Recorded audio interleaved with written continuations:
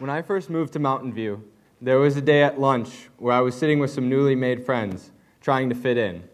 I looked over to my friend, and he was drinking a root beer. So I looked at him, and I said, "Can I have a sip of your pop?" And like a scene out of a movie, everyone froze. And they looked at me like I was an animal at the zoo. And my friend looks at me and he goes, "What?" So I repeated myself, this time to hysterical laughter from the group. I'd barely been in California for 3 months. How was I supposed to know it's called soda here, not pop? It's all I'd ever known. It might have seemed like nothing, but the way I'd handled moving, it felt like through that one word, my friends had rejected everything I was and my home.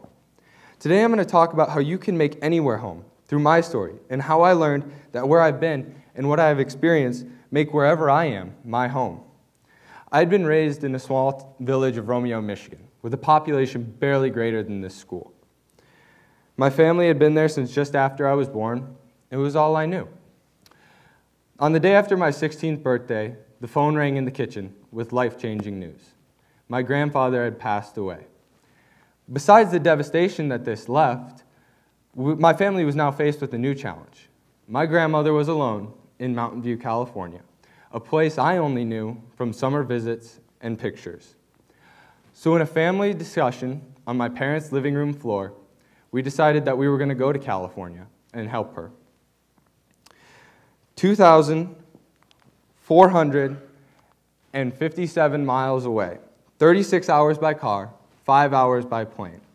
We packed our lives into a 22-foot U-Haul and took off across I-80 towards the unknown.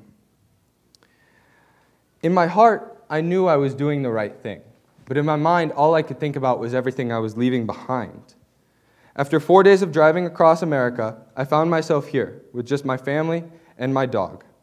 Then came the homesickness. I missed everything, from my friends to my favorite pizza place to green grass. So I had this idea in my head. Yeah, it's a little dry in this state. So I had this idea in my head that if I acted like I'd never lived in Romeo, I got some magical amnesia that would just make everything go away. I'd be able to adapt much more easily to this new place. For months, I bottled it in.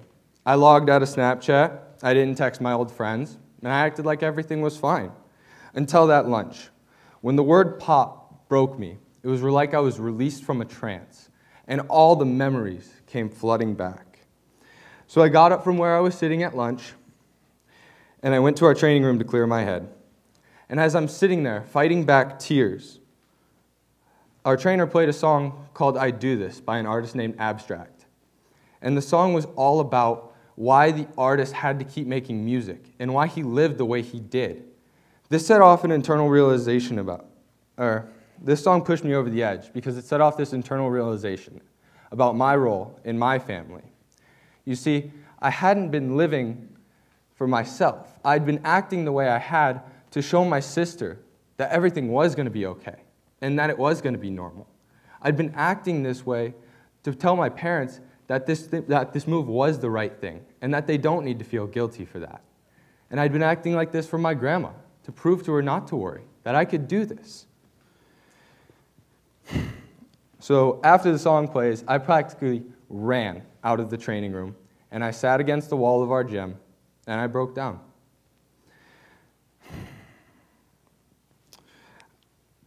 But as I was sitting there a wreck, I realized that this could be home if I changed the way I thought. What do you think of when I say home? No, really, like what do you think of?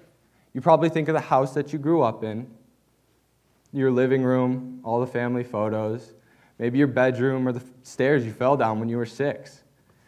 But I want to talk about home beyond 4 walls. I want to talk about home as a mindset. And it is a mindset. It's full of memories, people, and experiences. And in order to grow and move forward, we have to remember everything. Right before I left Romeo, my friends got me a giant stuffed bear as a parting gift. One of the 4-foot ones you can get at Costco. And when we moved into our new house here, I threw it in the closet, and I closed the door. It wasn't until I had the courage to go back and pull out the bear. And remember with joy the memories and the faces pulling away from my friend's house for the last time with a 4-foot stuffed bear like in my passenger seat, buckled up, and laugh at that memory that I was able to grow and move on. After that lunch, I reached out to so many of my old friends. I went back and looked at the yearbooks and embraced where I'd been. I thought moving away from Romeo was the hardest thing in the world, but it wasn't. I just had to adapt. One day we'll all have to leave Mountain View, maybe for work or school or even family.